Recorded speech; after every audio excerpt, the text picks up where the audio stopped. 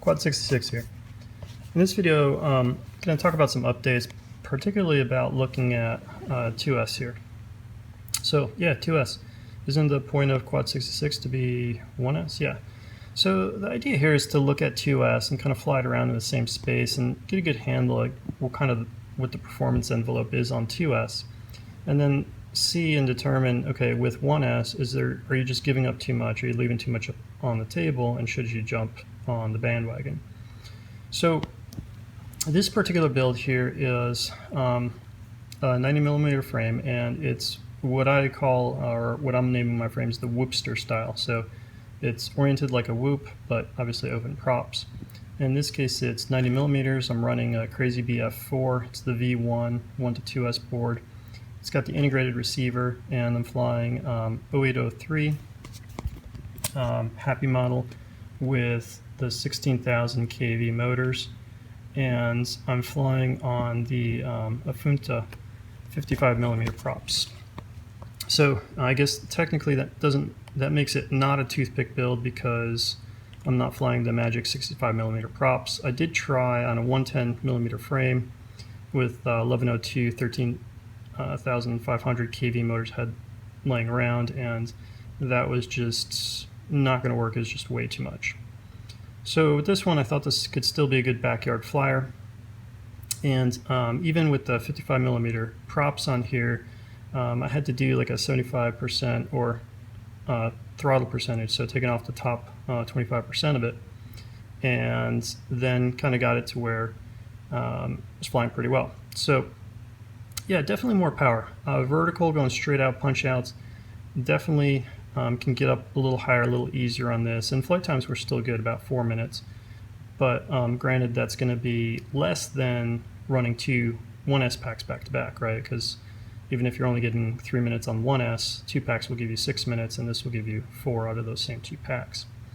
I am flying this on 2 batteries, the 300 milliamp 1S batteries, with the 2 PH2 connectors. And the reason for that is, one, those are the batteries I have, and two, a lot of people have been burning up or reporting burning up the boards, and some of the thought there is that once you start throwing the XT30 on there, then either it's the power spike or you just can flow too much current through it and you're burning up the boards. So leaving in the bottlenecks of the 2 PH2 connectors, as well as leaving the motor plugs in.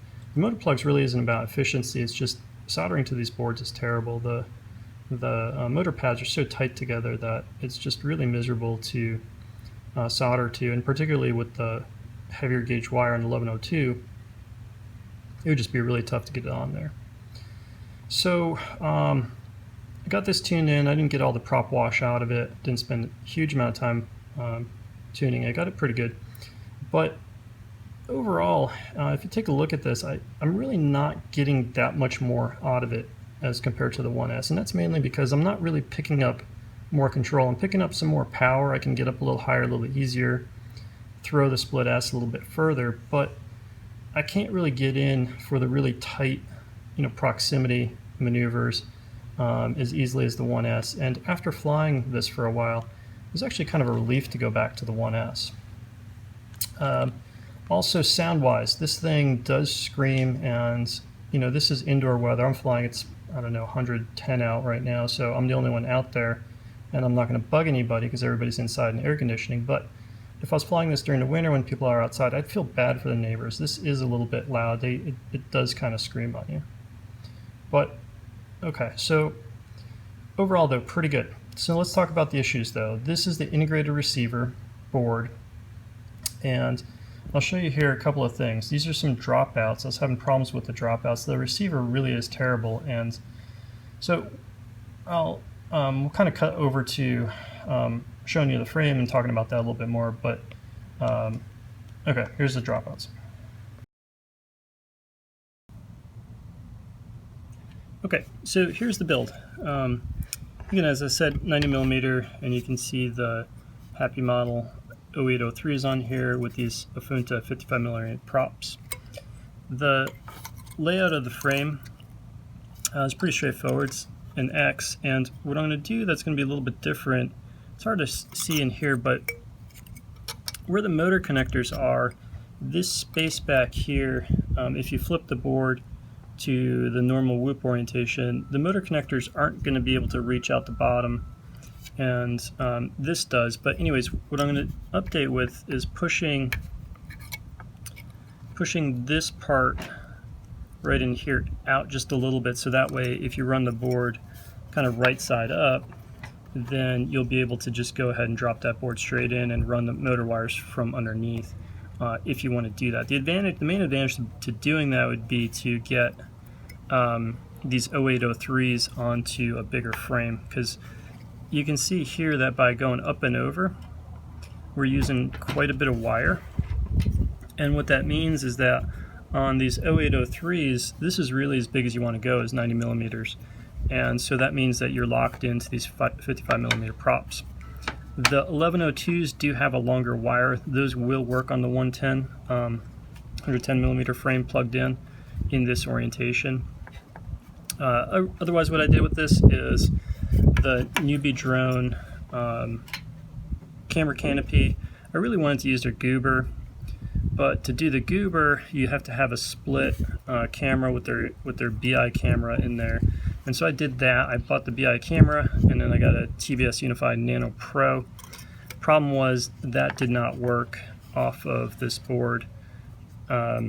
So here we are with the old style canopy, which is, it is what it is. Anyway, so I will be releasing some versions of this frame. With 2S, fortunately, we got a little more power to carry some weight, so I'm going to make some changes to this. It is going to be definitely a little bit heavier, but it should still come in pretty light. I think under 25 grams for this style build. This one here,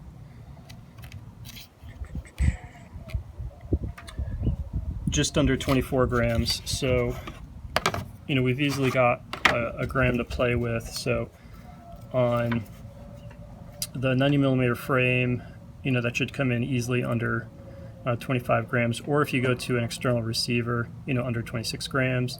And then on the bigger, the 110 frame, especially if you're going 1102 motors, you're still going to be coming in at under 30 grams, which I think is pretty light for this style of build. Anyways, kind of neat, kind of overkill. Yeah, if you're in a bigger park space, sure. But my space, I like it, but the 1S is just, it's easier to fly in close proximity in the space that I have.